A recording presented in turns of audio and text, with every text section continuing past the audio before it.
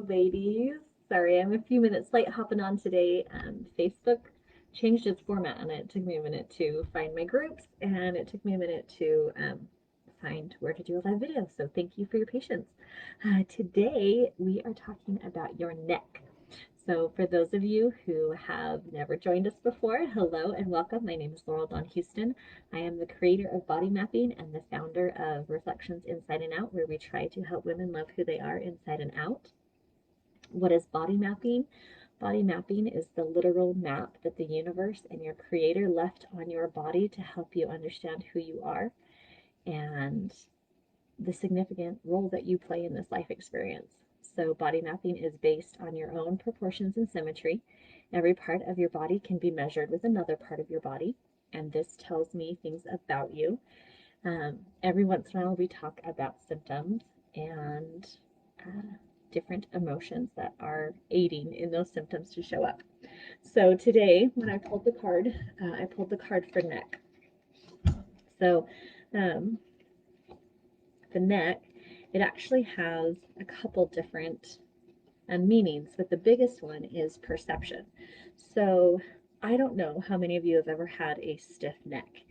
And when people are talking about necks, there's two ways to see them. So one is how you view the world, and one is how you view yourself. So I'm going to pull my hair up really quick so I can, I should have thought about this sooner. So with your neck, in body language, the way you hold your neck, it tells a lot about how you feel about your own perception of yourself. So, for example, when someone has their chin down and their neck is hidden, and they'll kind of turtle a little bit, this is people who, when they go into shame or hiding, they will actually hide their neck. Because when you hold your head up high, that is a sign of feeling that you are confident, that you are strong. When you hold your chin above everyone else so that your neck is exposed, this is usually because we find our voice and our opinions above everyone else, so we expose it. So, hey Tasha. So it's the chin and the neck together.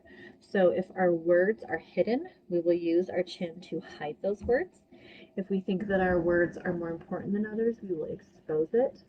But when we feel that we are neither better or worse or good or bad, we will actually hold our chin level, which doesn't expose our neck, but it doesn't hide it either. So I'm saying neck, but I'm also talking about the throat. So one thing with your neck is perception, how you hold yourself. So if it's hidden, you are wanting to hide, you're living in shame. If you are exposing it, you find your words and your perceptions to be above others. So a level chin and just a strong neck is what helps you to know that you are not good or bad or better or worse than anyone else, that you are on a level playing field. It's actually a sign that you know you are equal.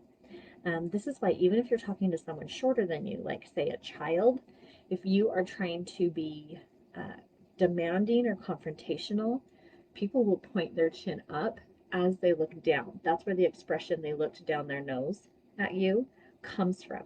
You can't look down your nose at someone if your chin is tucked. You can only look down your nose at someone if your chin is above them.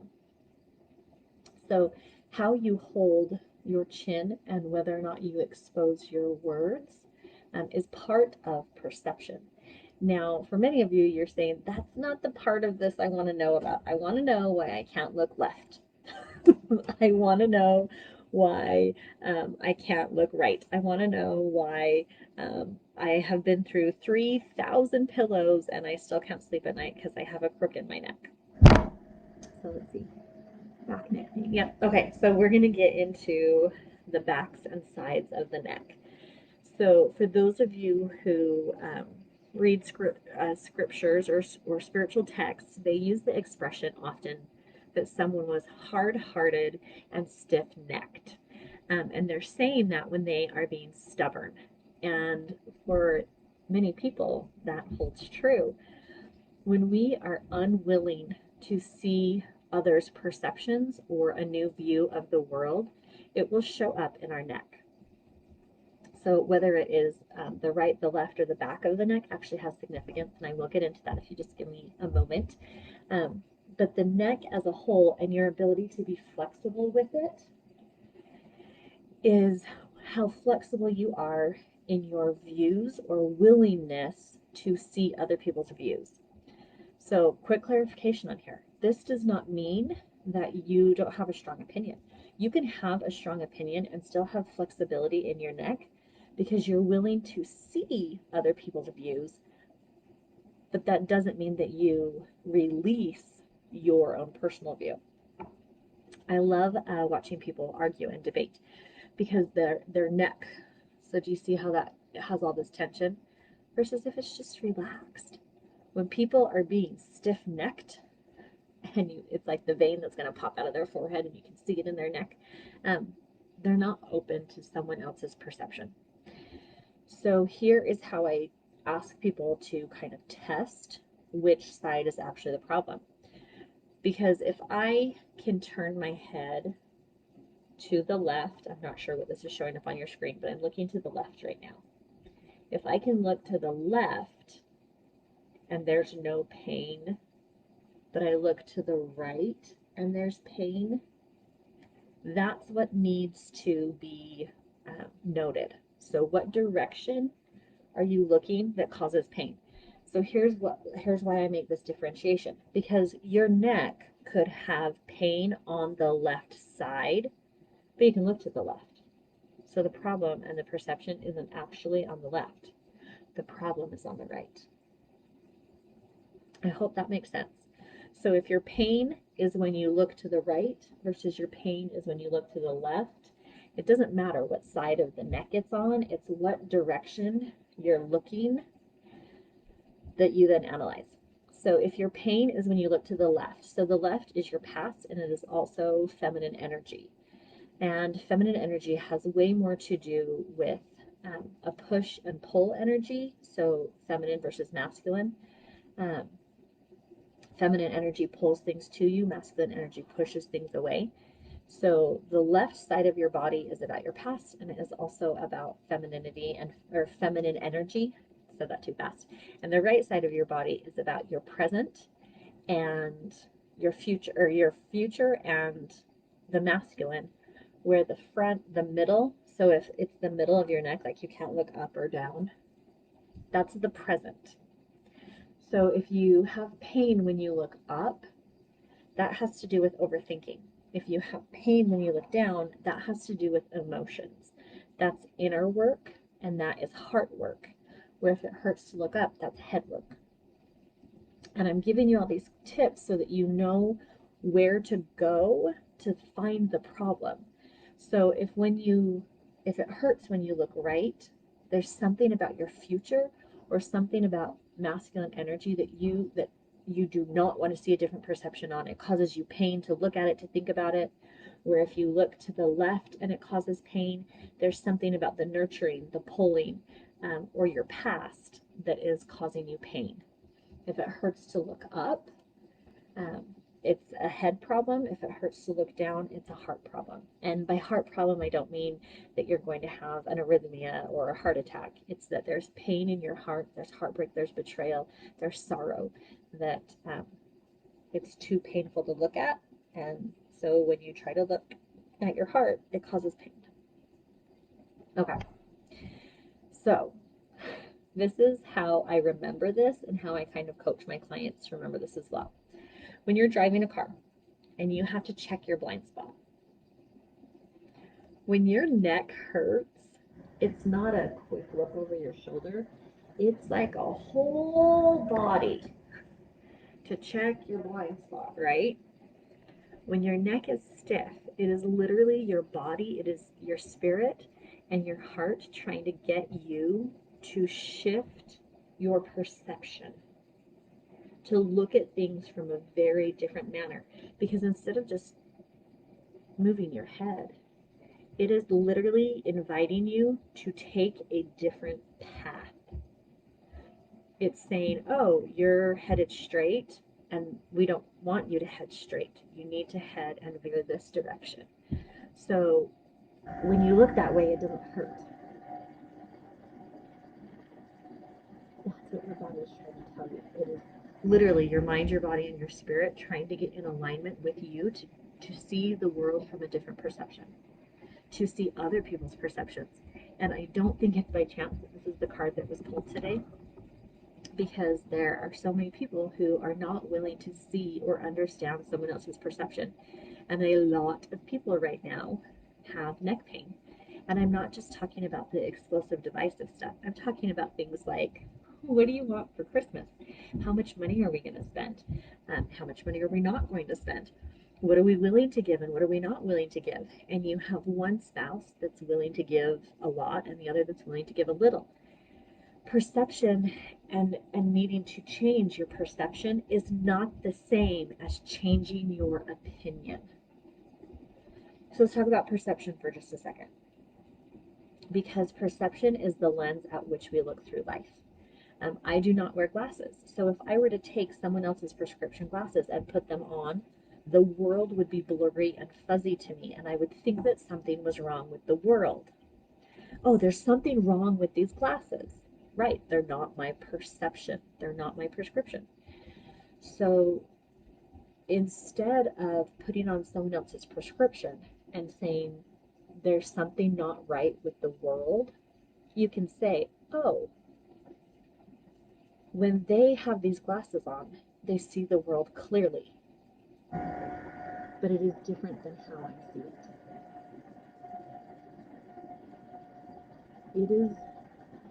It is okay to be willing to see someone else's perception without wearing their prescription.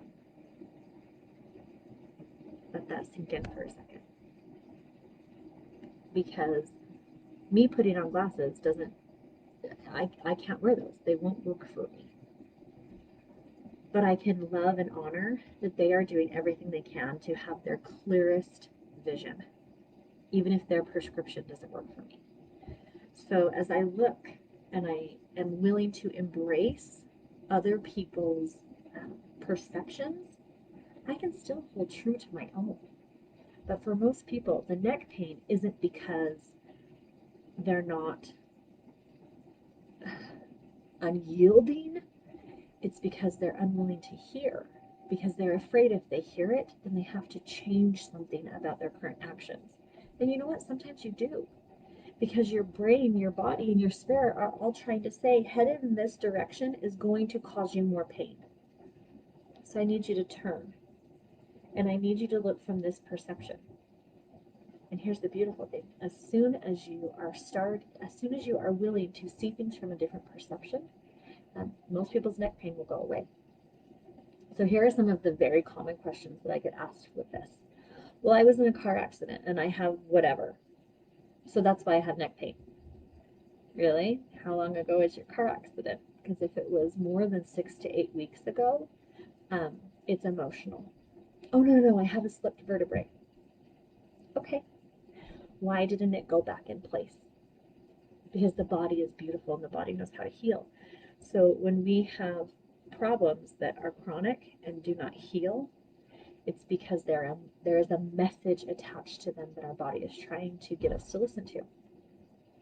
So when you are wanting to relieve neck pain, and you've tried every pillow, and you've stretched it, and you've done all of these physical things, when the physical things are not helping, you have to go internal. Start asking yourself, what else could be true?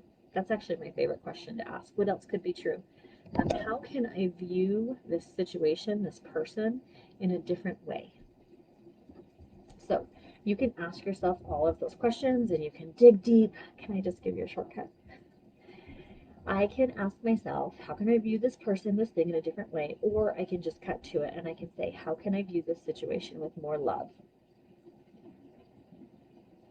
How can I view this situation with more love? Because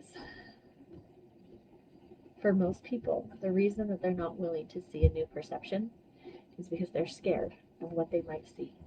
Or worse, they're scared of what they might not see. Faith is not the opposite of fear. Love is the opposite of fear. Love is what opens people back up. So when we ask ourselves, how can I love this thing, this situation, this person in a new way? Love heals. Love heals fear. And faith is beautiful. Do not misunderstand me. I am very much, faith is important. But it's love that is the opposite of fear. Love is what helps us be willing to see someone else's perception, even if we hold true to our own. But it allows us to not have a stiff neck. It allows us to, because when you hurt and you can't look from side to side, you have tunnel vision. You're not able to see. And the only way you can see, so if you're watching this, I want you to actually put your hands on the sides of your head right now, and then look to the side with your eyes. All you see is your hand. For you to actually see something new and different, you have to change the direction of your body. You have to be willing to change the direction you are headed in order to get out of the pain you're currently in. After working with thousands of women, can I tell you what most of them deal with on a chronic and consistent basis? It's neck pain. We hold so true to our tunnel vision when really it's a message from our body that's trying to say, just adjust. And now you can see the world in a whole new way. So ask yourself, what person, what situation can I see from a new perception? Or, and here's the thing, for some of you, it's yourself. How can I see myself in a different way? Am I constantly looking at the world with my chin tucked and my words hidden? Am I turtling because I don't want to be seen or noticed? Do I hold my chin high and above everyone else because I think I am above everyone else? Which, P.S., that's really uncommon. Am I able to hold my chin level and say, we are all level? No, most of you are hiding. You're hiding your words, you're hiding your chin. And that was before everything that's happening now. Now people don't even have to do this because they're already hidden. So what or who in this situation, with this person in this situation, how can I see this differently? And stop trying to see it as right or wrong or good or bad, and just see it as different. Just because something's different doesn't make it wrong. Your neck is a very big indicator as to how you feel or feel like you don't fit in this world. Do I have a place?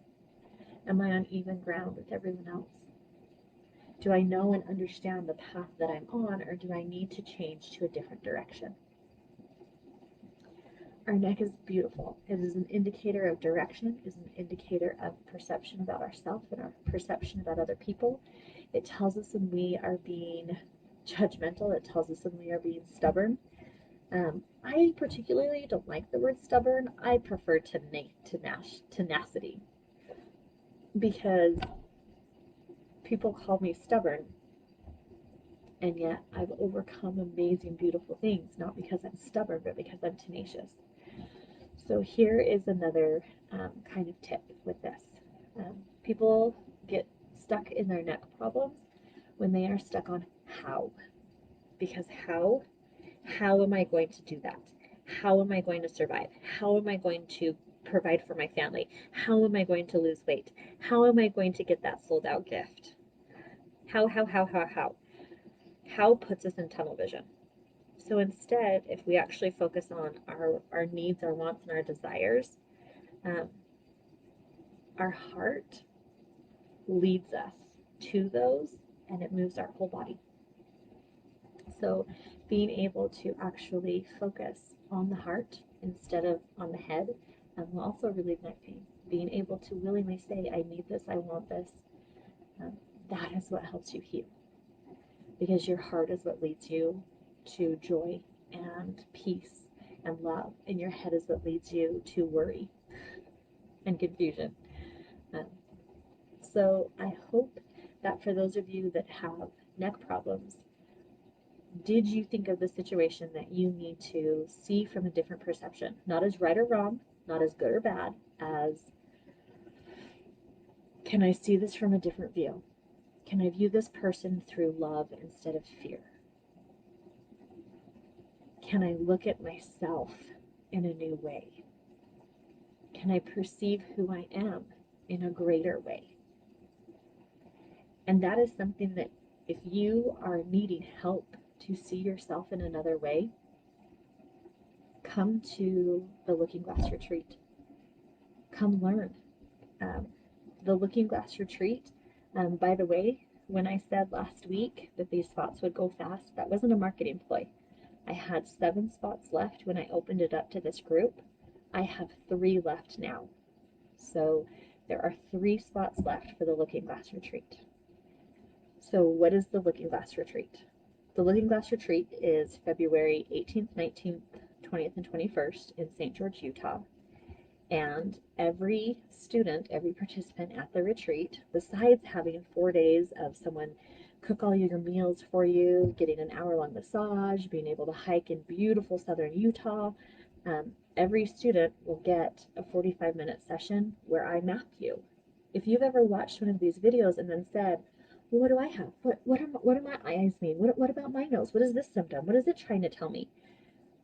The Looking Glass Retreat is where I do that. This is where your opportunity is to come and have me do a body mapping on you and view other women's as well. So there's only 3 spots left, and that is something that I know that they will be filled. Every time I do these, it gets filled, and if that is something that it feels right to you, that you know that now is the time for you to be able to have someone say, what's the piece or part of your body that you dislike the most? Can I share with you the message that that part of your body has for you? Can I teach you how to look at it from neutral, then to accept it, then to love it, then to value it as a gift? That's what I teach at the Looking Glass Experience. And some of you are just wanting to have 4 days away. You're welcome as well. So there's 3 spots to that retreat left. I will put a link in the comments of this video for those that are interested in that. And I want you to ask yourself today, how can I view this person or this experience in a different way? Not good, not bad, not right, not wrong. How can I view this in a different way? How can I view myself in a different way? How can I view myself with love? How can I view others with love? How can I view that situation with love? Just a quick review. You are watching to see, is there pain when I look to the left, or is there pain when I look to the right? Because the direction I look is what is causing me pain. So if I look to the left, it's my past or feminine energy that's too painful to look at. If it's when I look to my right, it's my future or masculine energy that's too painful to look at. If it hurts when I'm holding my head straight, it's my present. What's happening right now that I don't want to pay attention to? It hurts to see this. If it hurts to look up, you're over processing, you're overthinking. If it hurts to look down, what emotions do you not want to, what emotions are too painful to see or to deal with? Okay? Where is your neck pain? How do you hold your neck? Do you hold yourself above everyone else or beneath everyone else? Or do you see yourself as level and on the same plane as them? Be kind to yourself. Show yourself grace. It's not about perfection, it's about grace. We all need that right now. I have yet to meet a woman who is not currently in trauma response. And P.S., overworking and going into constant overwhelm is a response to trauma. It is a proactive way of numbing. People think that numbing is about food and addictions. Well, being busy all the time is an addiction. Because if I'm busy thinking about tasks, then I don't have to think about my heartache. I don't have to think about my worry. I don't have to think about my pain. So I want to help more women to learn this, to let go of this, to be able to fully embrace who they are and to love their body. So many of you, I just want to take a moment and thank you. So many of you have watched a video and invited friends, and I cannot express enough how much that means to me, because when I started doing these videos months ago, I really thought no one would watch them. I only teach this information in live classes, and since live classes aren't available right now, I thought this is too important not to share. So I want to share it with women in any way I can. So thank you for every video you have watched. Thank you for every friend you have invited into this group. And I genuinely ask that if there is something that you have learned from one of these videos that has helped you or improved your life in some way, please go to my like page and write a review. I know that sounds so silly, but honestly, there are days when I feel like I can't do this anymore. And I read my reviews, and I know I'm continuing to help people. So if there is something that you have learned or been taught while watching these videos that has helped you, please go and leave a review on my like page. It's just Laurel Houston, creator of body mapping. Please continue to invite your friends. Please continue to show up and learn and grow and love who you are, because you are worth loving. You have value. You have purpose. And if you haven't heard it today, I love you. You are loved. Thank you so, so much for showing up. Have a fabulous Monday.